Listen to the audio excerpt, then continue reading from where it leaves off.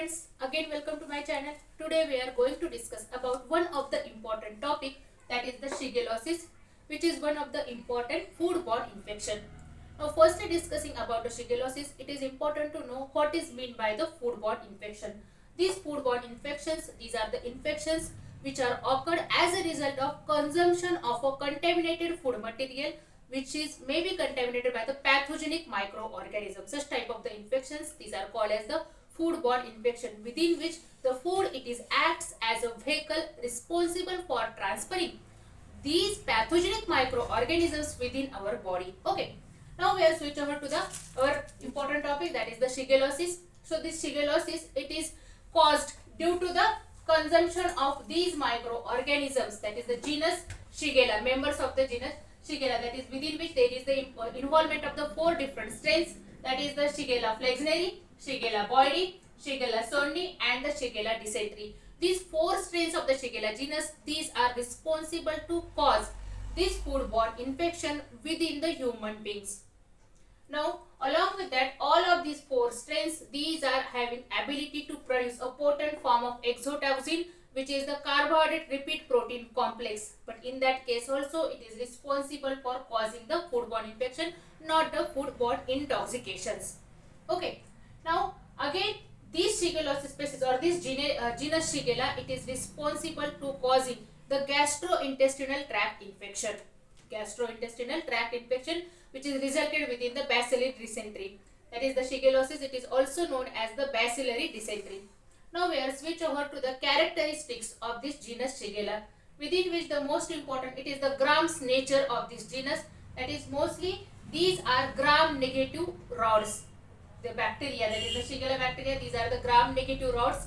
These are facultatively anaerobe in nature. These are the non-capsulated. These are unable to produce the capsule. Then these are non-motile in nature. That is, they cannot move from one place to the another. These are non-motile in nature. Then another important characteristics, it is these are non-spore former. Now the non-spore formers, it means these are unable to produce the heat resistant bodies. Means as these are unable to produce these heat resistant bodies, they can easily get destructed at the pasteurization temperature. Means the heating procedure, it can be applicable for the remove of this Shigella from the food material. Okay. Then the temperature range for the growth of this Shigella species, it is from 7 to 46 degrees centigrade. From 7 to 46 degrees centigrade. It is the temperature range. Then it can also grow at a wide pH range. At a wide pH range, that is from 5.5 to 9, that is from acidic to alkaline pH. And these are the important characteristics of the Shigella species. Okay. Now we will switch over to the clinical symptoms. Clinical symptoms of the Shigellosis. Now the common form of the clinical symptoms within this Shigellosis, it includes the fever, malaise, then the fatigue. Then the main important characteristics of this Shigellosis, it is the watery diarrhea. Watery diarrhea. Specifically after the consumption of the contaminated food material, the illness, it begins within 1 to 4 days.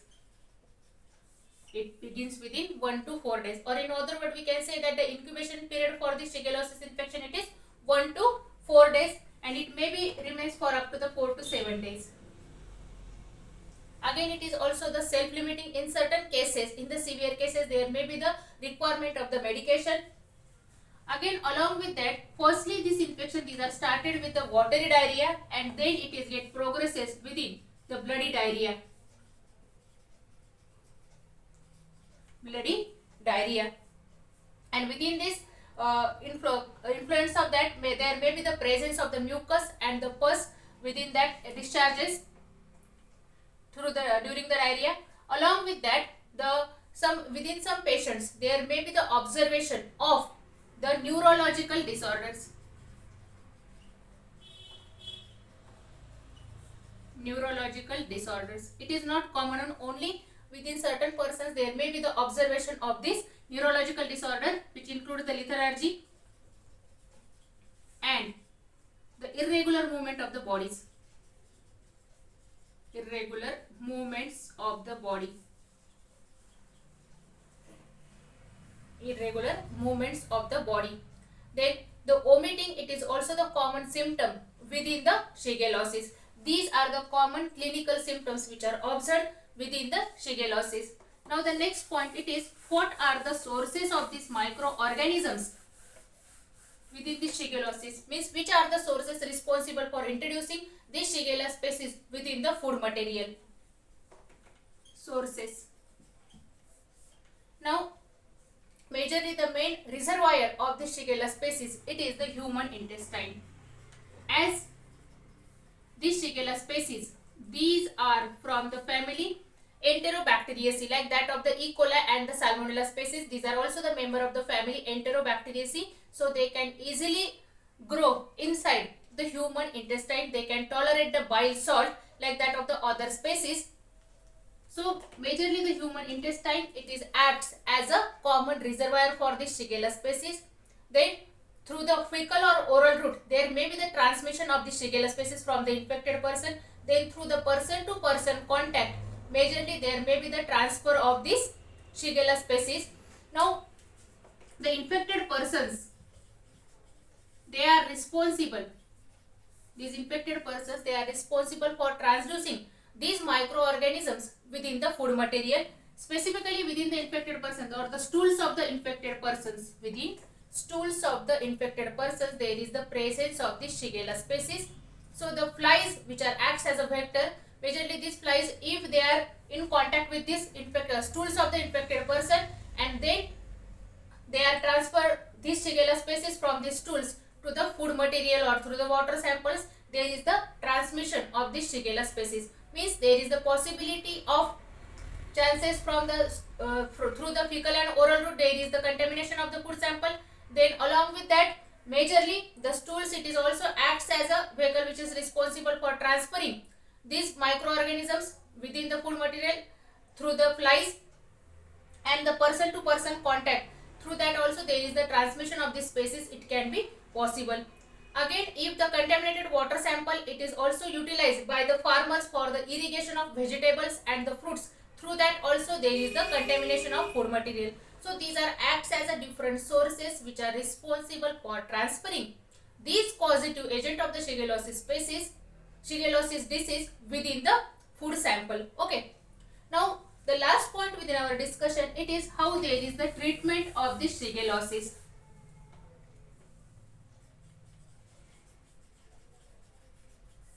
Treatment of the Shigellosis. No doubt this Shigella infection, these are the self-limited, but within certain cases there may be the requirement of the treatment, and majorly the mortality rate, it is also less within this Shigellosis infection, but majorly the fatality rate, it is up to the 20% fatality rate. Fatality rate, it is about 20%. In the severe cases of the infection, there is the requirement of the treatment. Within that, the fluoroquinolones, then the azithromycin, ampicillin. These are the common types of the antibiotics which are utilized during the infection of the Shigellosis. Then for the through the diarrhea,